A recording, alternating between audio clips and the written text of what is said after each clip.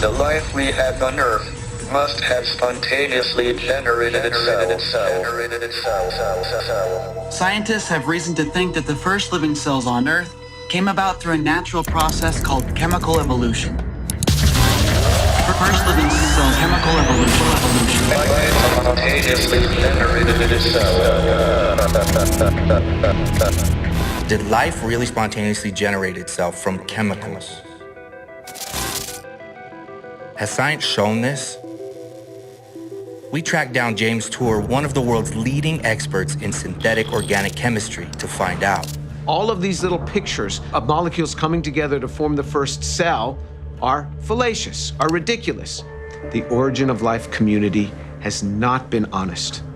They will write in their very papers, they will see some small phenomena and extrapolate what this means in the context of origin of life.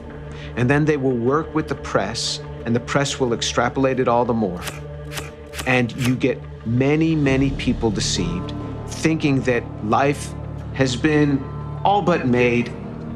All of this is a lie.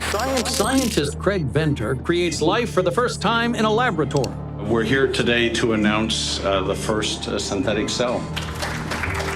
We haven't created life, nowhere close. What they did is they took a cell. They took the genome out of that cell. They manufactured a genome that's similar to it, and they put it in. That is akin to taking an engine out of a Ford and putting it into a Buick and then saying, look, I created automobiles. No, you just took one piece, and it's not even the engine, it's just the computer control box you took out of one car and you put it in another car. That's what it was like. But the design of the computer control box you got from other cells. Other scientists say they've been able to create protocells in the lab that are the stepping stones to the first life. I can mix some chemicals together in a test tube in my lab, and these chemicals will start to self-associate to form larger and larger structures. The protocell moves as a metabolism, it could use energy and moves around. Protocells are a bunch of nonsense. That is like a proto-turkey. I take 20 pounds of sliced turkey meat from a delicatessen. I throw that into a pot. I add some turkey broth.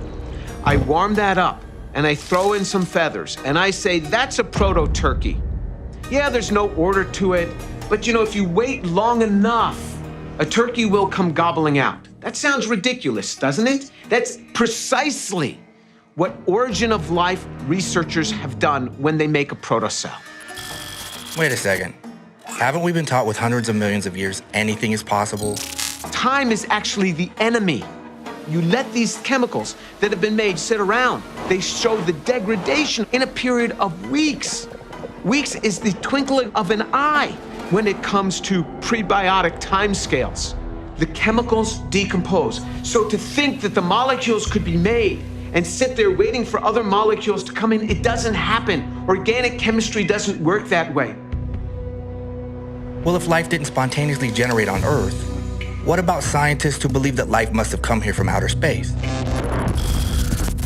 Whether you want to have it originate from Earth or from some other planet, you have to have the origin of life. You have to have the origin of that first cell. How does that happen? We have no idea. So with all the advances in scientific research and the study of life, why can't we figure this out? With all of origin of life research going on, the problem is becoming harder all the time, not easier. And the reason it's become harder is because we understand more about the complexity of a cell. To help explain the complexity of living cells, we turn to molecular biologist Douglas Axe. To get an idea of the complexity of a living cell, think of a factory with thousands of pieces of machinery all working together to do some coordinated task. A cell is actually far more complicated than that factory because factories don't maintain themselves. People have to maintain factories, and factories certainly don't make new factories. Whereas with a living cell, all the parts that wear out are automatically remanufactured within the cell. Not only that, the cell is manufacturing a new cell as well. Human-made factories don't even come close. For a living cell to exist and perform such complex tasks, it takes some very detailed instructions, which are chemically encoded in our DNA. If you have a string of nucleic acids like DNA or RNA has. You have to have a precise sequence because that translates to what proteins are needed to build the organism. That's called the information code. But where did all that information, these detailed instructions, come from to build the first cell? We don't have a tool to assess that within chemistry. Laboratory chemistry may not, but Stephen Meyer is convinced origin science does have the tools. Is there anything we know of that does have the causal power, the ability to generate new information, and therefore could explain the origin of the first cell? And I think there is, and that's the idea of intelligent design. Intelligent design is defined as the theory that certain features of the natural world are best explained by an intelligent cause, not an undirected process.